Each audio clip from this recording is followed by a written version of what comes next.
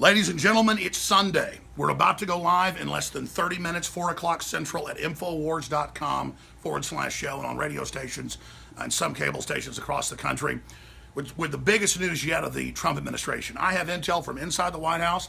I have intel from the Pentagon. I have intel from a lot of sources, and I've got Roger Stone coming on, who I haven't talked to yet today, but he agreed to come on via text so I can bounce this intel off of him. We also have Mike Cernovich coming on, who's got his own intel. Everybody knows he broke the big Susan Rice news, and they had to admit he's the guy that had that leak. He's got more leaks. And I know Stone has some of his own big leaks concerning Kushner and what he's leaking to the liberal media. Now even the Daily Beast and Time Magazine say that Kushner and Trump's daughter have basically had a Democratic coup at the White House. But that's a whole separate deal we're covering coming up in less than 30 minutes. That'll be about 27 minutes from now, Infowars.com/show. Now, what I'm about to tell you is hiding in plain view. But I made my phone calls to Pentagon sources and others, and they said, absolutely. And they said, we can't talk to you now, and you know what that means. And I said, that means it's a sure deal, full invasion of Syria. And they said, wow, you're a smart guy. As a joke, everybody knows once they don't talk, that means it's on. Hiding in plain view, more than 3,000 U.S. Special Forces are in Syria and Iraq alone. And again, Syria and Iraq border each other. And there's that whole area where ISIS/Al-Qaeda, al-Nusra are. So you've got the Mediterranean, you've got Syria, you've got Iraq. Here's where the main battles are going on in the west. And then you've got the larger battles going on in the east between the, quote, regular rebels and the main Syrian forces. But getting past the geopolitical here, the U.S. forces were supposedly put in when Trump got in office 80 days ago, or a little more than 2 months ago. I guess 2 months and 20 days. They were put in to reportedly push out Al-Qaeda, ISIS, cut out their supply lines right through the country up to the north, where they were then invading back down to the south along the Mediterranean. They've pushed them all the way to the edge of Iraq right now. Tens of thousands of U.S. troops reportedly being ready, but thousands more are already being put in of regular army. They've got a Marine Expeditionary Force with heavy artillery that can go out 5, 6, 7 miles, ready to pound Damascus if need be, or even go to war with the Russians. All sorts of anti-aircraft missiles and batteries have been brought in. That's why John McCain is so happy on CNN, saying Rand Paul doesn't even matter. Ha, ha, ha. We don't have to go to Congress. This is huge. Now, on another subject, Trump has told aides that he doesn't intend to have a no-fly zone. He doesn't intend to have a wider war. He believes this is strength in the face of Assad, so that when the 4-year deal our militaries had when they went against Obama, remember, and wouldn't be Al-Qaeda's Air Force, they told Assad, we'll push Al-Qaeda and ISIS out with Russia, but then you've got to have some type of system to step down and transition out of power. And the word is, Assad recently said, I'm not going to step down, and the Russians said, we have no comment. Okay, now this happened a few weeks ago. So now McMaster's, the National Security Advisor, super right-wing neocon general, very effective, but a very neocon, very pro-Pax Americana war, he has publicly told Congress and others that he wants to take out ISIS and Assad simultaneously. Total nation building, the opposite of what Trump said when it was Hillary and Obama and the globalists and the neocons, John Kerry, all of them, that started this thing 6 years ago by sending in the jihadi forces, the ISIS, Al-Qaeda forces into Syria to overthrow it. Our government backed them. The Council on Foreign Relations admitted that. Our military found its conscience and said no to this 4 years ago. And the chairman of the Joint Chiefs, Dempsey, went and said no to Obama. And all that stuff happened that we broke first on air. So listen, I want to be clear.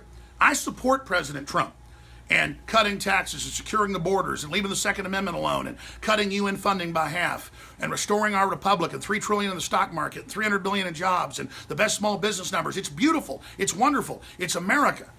But what does it matter if it's America now taking over the whole global empire and you know, just kind of taking it from the EU and then the US running it, and then the empire doesn't put in good secular governments that actually help people and send women to college? It's neocons allied with Saudi Arabia in global domination. Al-Qaeda is celebrating this. That's what's disgusting. I'll tell you, my listeners are 80% against this, okay? I don't want what the left's celebrating and the big foundations are celebrating, breaking all of Trump's middle-class, blue-collar, hardworking, pro-jobs Americana folks that aren't left or right that supported him, breaking them away from him with this, so that then he falls completely to the globalist and then goes with their agenda completely. You understand, we're in a fight now like two dogs in a tug of war for the soul of this country. We know Trump's better than Hillary, but we know he started to slide sideways with that health bill, better than Obamacare, but not much. And now with this. So we have to be more active lobbying Trump, more active with our congressmen and the Freedom Caucus that's so key, more active with the good state legislators and the 900 patriots that got elected to state houses and all the new Republican governors that aren't compromising. That's why it really, three things make me really start to worry about Trump. The bad health bill, then he attacked the Freedom Caucus 2 weeks ago as if they were the enemy, and then now he's sliding on his promises with Syria. If he just did this to look strong to the Chinese, and he just did this because the Russians agreed to get rid of the chemical weapons 4 years ago in that agreement, and they hadn't, and he was blowing them up on the spot, as the agreement said, if he said that, fine. But clearly, they're not going to attack with chemical weapons when they're winning the war and the U.S. is about to push ISIS out. Why the hell would they do that when the week before, 10 days ago, Tillerson, Secretary of State, said Assad might be able to stay? Assad might be able to stay. Oh, God, let me launch some chemical weapons and make sure the red line gets passed. They turn against me. The American people, at least a large segment of them, of every race, color, and creed, are educated about this now. I'm not going to just throw Trump under the bus and throw it all out in all of our successes against political correctness and the New World Order and America, not globalism, just because this happens. But you've got a carrier task force group pulling up at the South China Sea. You got North Korea threatening nuclear war against all these places, Japan, and of course, Seoul, South Korea. That's an open group with China taking over the South China Sea, threatening the world. That's a real place where if Trump said, we've got defense agreements, we've got trade agreements, you better not expand and seize these sea lanes, I would say that's a great thing to stand up against with massive trade war, massive sanctions, you name it. And militarily, if need be, we've got to be strong. But to go into Syria when the globalists started it and tried to overthrow that sovereign country to put a bunch of Al-Qaeda dirtbags in charge who murder Christians by the hundreds of thousands is a load of crap. The globalists want to sow division and collapse, not just here, but in Russia and in the Middle East. They made a failed state in Libya. They're making failed states in Syria. They overthrew our allies in Egypt and put Muslim Brotherhood crap asses in. And to see that global sick strategy is begin to be picked up by Trump is BS, and he needs to hear from we, the American people, not just a bunch of bitching about, oh, he sold us out. He's surrounded. They're ignoring his orders. The whole government's in rebellion against him. And the neocons are running it with the Democrats, telling him capitulate to their agenda and they'll let him stay in office. Well, he should know this. They want to destroy you because of the image of nationalism you created. And they're going to get you to carry out their will to drive away your support. And as soon as your support base is gone, they are going to throw you to the dogs and have their cake and eat it too. So Donald John Trump, don't be a dumbass. And listeners of mine and viewers, don't be dumbasses either and just want to say, you're losers, oh, we got screwed again. We've already made massive gains. Globalism is in trouble everywhere. The fact that it's unelected is coming out. The fact that it's world government's coming out. So we need to press the attack and tell Trump and everybody else, listen, we didn't elect your daughter as president. We didn't elect Jared Kushner as president. We elected you because of people like Stephen Bannon and what you stood for and the first 70 days where you delivered on everything. Now the last 10 days or everything, you're crapping all over that in the name of strength. And all I know is you don't want McMasters and others who've got a massive ground force already on the ground to move this into a full war in the Middle East. Now, that's what it comes down to, ladies and gentlemen. I love my children, and I love this planet, and I love God. We should all be praying for peace, because this is an incredible betrayal. I want to tell Trump one more thing. Everybody hated Obama. Everybody hated George W., who got installed. The fact that people loved you and you spoke out against globalism, if you turn on them, they're going to hate you like a woman scorned.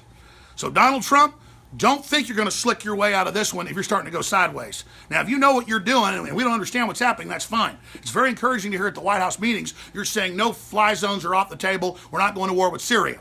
But the neocons and their people are signaling everywhere that's what's happening. And they're all over the news saying Russia was behind the chemical attack now. And John McCain says they're the real enemy and we need to go to war with them. And we need to go to war in Ukraine when, again, George Soros and the globalists started that again. I'm not on Russia's side. I'm on the side of my memory. I know what happened. I'm informed. We're live in 15 minutes at Infowars.com. Come over here. Wilson doing a great job. We're live, I guess it's about 17, 18 minutes at Infowars.com/show. History's happening. And if the people wake up like we did, 4 years ago, 5 years ago, and say no to what happened in Syria, we can avoid another world war. We just passed the 100-year anniversary of World War I, and the United States being involved in that, ladies and gentlemen. And we've got more people up there holding up their images of little dead kids. You notice, oh, here's the final statement.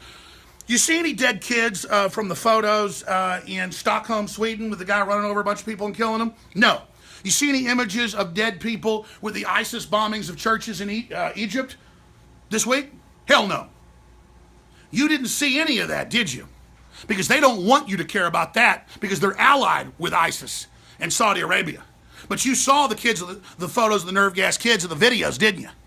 If we show that kind of stuff any other time, they block our YouTube channels, they take us off cable TV. But the establishment, they're able to show you the images of little kids when they want to wave the bloody shirt and manipulate you. This is so fake, it makes my head spin. We're live again in about 15 minutes, Infowars.com/show. Spread this video, spread these links, because we're in a fight for the heart and soul of this country. Globalism is imploding worldwide, and as usual, the unelected authoritarian system of planetary corporatism that calls itself globalism, this crony capitalist system that's anti-free market, is using war again to try to claw back out of the defeat they're having at the hands of the people. We're fighting for this republic, and we've only begun to fight. And for anybody that ever thinks that just because Trump calls me or all this BS that I wouldn't turn on him in a minute if he starts screwing with the American people, you're full of crap. Infowars.com/show.